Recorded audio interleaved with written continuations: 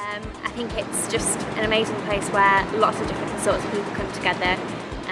Definitely the place where I see the most range in ages, diversity, people from different backgrounds, all there for different reasons, but all kind of joining together to just have fun.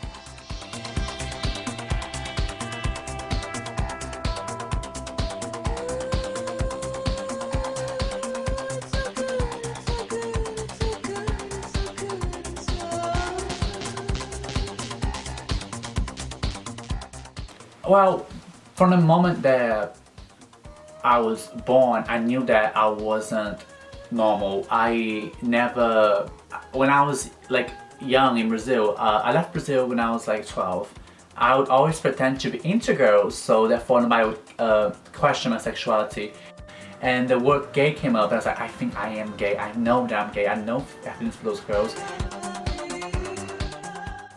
Well, I think that the problem in terms of like negativity in Canal Street comes from in and outside.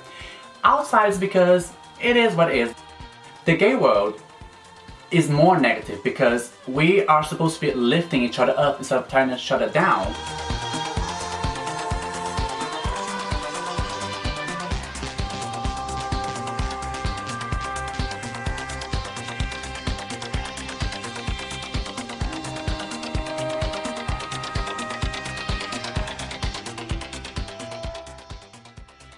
Why I visit Canal Street? Girl, is a place to be on a night out. If you're a straight girl, if you are about to get married with your husband but you want to have a bachelorette, if you're just gay and in the scene, or if you just want to cuddle next to somebody, you go to Canal Street. It's a beautiful event. Everyone gets dressed up. You see, it's almost like you're going to a great gatsby party but in different mini houses. It's beautiful.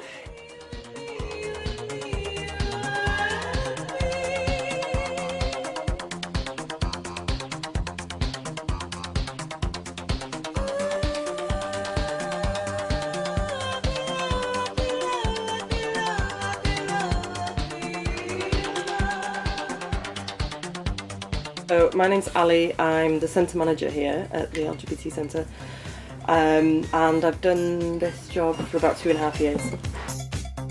So the Proud Trust was set up 10 years ago with £10 in a bank account, and we renamed, we used to be called LGBT Youth North West, we renamed last year when it was our 10th birthday. So we work in Manchester and further afield with LGBT young people and the wider community. The main changes are the kind of inclusion of different parts of the LGBT communities, you know. So when this centre first opened, it was called the Gay Centre, you know, and at the time it's very much about gay and bisexual men, and then it became the Lesbian and Gay Centre, and then you added bisexual people in, and then you added trans people in, and then you added intersex people and, you know, allies, and so it's kind of the way in which people are identifying is changing. Within the communities, there's still people that don't understand everybody else's needs and identities as well, you know. Just because I'm a lesbian woman, it doesn't mean I'm going to understand every lesbian woman's needs and interests, you know. It doesn't mean I'm going to understand what it's like to be a trans woman or a gay man, you know. But we like learn and share from each other, hopefully, and just be nice, you know. LGBT community in Manchester, it's okay, it could be better. I feel like we have a system that brings newcomers to the Canal Street to make you feel more comfortable, but once you're there, you're in a battlefield. When you go to a gay club, you're entering alliance then. I think because the laws have changed, people think, oh well, it's fine now for LGBT people, but we know, particularly from the people we work with, that's still not the case, you know. People assume that people are heterosexual all the time, people don't understand the kind of intersections of identity, so how black lesbians experience racism and homophobia, you know, how disabled gay men experience ableism and homophobia. So it's kind of looking at the kind of whole person, not just about sexual orientation or their gender identity. There's loads of stuff that still happens, you know, and I think knowing actually that sometimes the village isn't a safe place as well, I think that's sometimes quite a shock to a lot of LGBT people who think, oh well, I can go to the village, the gay bars are really cool, that's where it's going to be dead good for me. But actually, you know, experiencing negativity in the village as well has been quite a shock for a lot of LGBT people, I think, which is great that there's charities where you can go that are kind of outside of the village and support, but yeah, there's ongoing issues, you know, so you're still going to get the kind of associated risks that you would in any other kind of club and pub scene really, which is disappointing. But I mean, it's really nice for some people saying, you know, I could just hold hands with my partner and nobody's going to stare or, you know, call me names and stuff.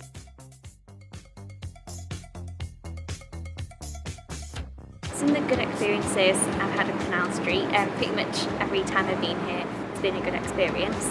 I don't live in Manchester anymore, but I used to live here for several years, living and working here, and came here for most of my nights out. I brought several different friends here, and I think it's really kind of positively impacted them. For example, one of my closest friends, he's a straight guy, really straight, you know, always going with girls.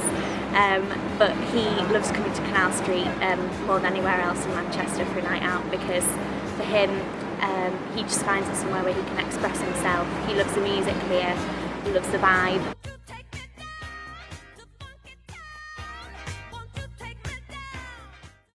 I think a lot of people think of Canal Street and think it's just kind of girls and gay guys, but actually a lot of straight guys can come here and have an amazing night as well, which is cool.